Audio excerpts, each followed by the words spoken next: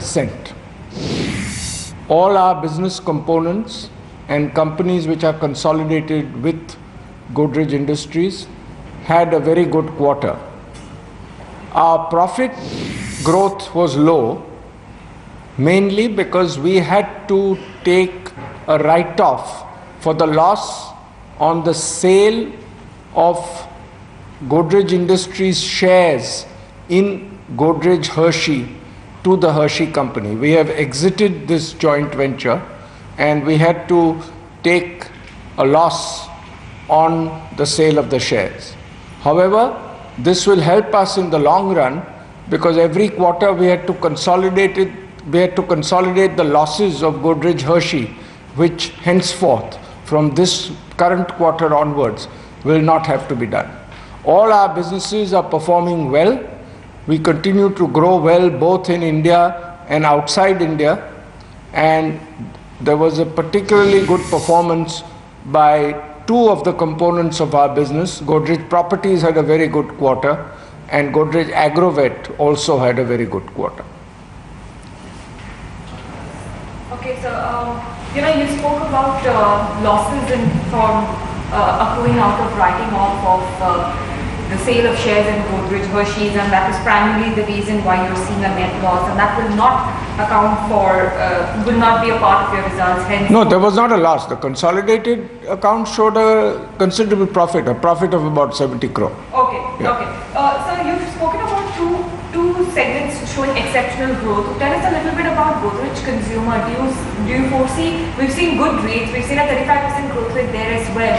So tell us about how much do you see that growth increase by as you go ahead? Because you do mention about economic challenges continuing in the future as well. I would not like to provide any guidance for the future, but Godrej Consumer continues to grow very well.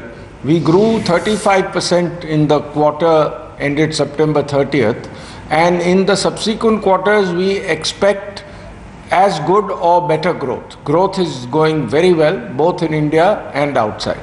Do we see any further consolidation taking place in Godrej Industries as we go ahead? Because clearly you've mentioned that this is going to be a part of your strategy.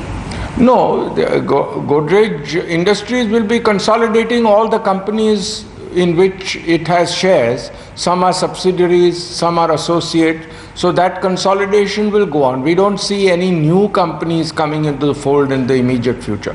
But Godrej Agrovet, of which Godrej Industries owns 75%, is growing extremely rapidly. And we expect that the rural economy is doing extremely well both in India and Bangladesh, where Godrej Agrovet has large operations. And we expect growth will continue very strongly in this part of the business. So talking about Godrej Agrovet, what sort of, since it's growing, it's growing at a faster pace, what sort of expansion plans also, if you can talk about it, are we expecting from Godrej Agrovet and domestically also and overseas also, if you could just tell us? Yes, well, Godrej Agrovet's main business is domestic. It has a substantial business in Bangladesh and it has a joint venture in the UAE, but the growth is mainly coming from India, and all its sectors, especially animal feed and oil palm, are growing very strongly. We are also investing very strongly in Godrej Agrovet. We are building several new animal feed factories across the country and also oil palm crushing mills.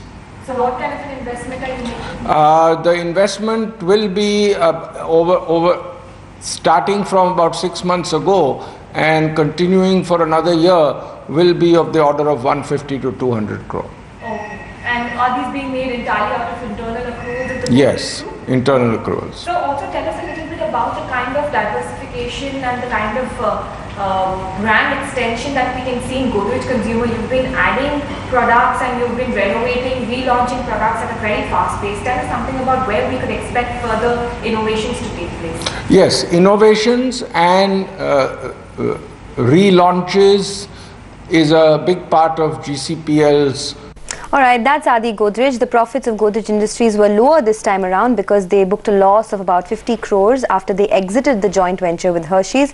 Even on the profitability front, there's been a slight dip in margins this quarter because of higher material expenses. But we're halfway through the show, so let's take you through all the top headlines and then we'll invite more guests to talk about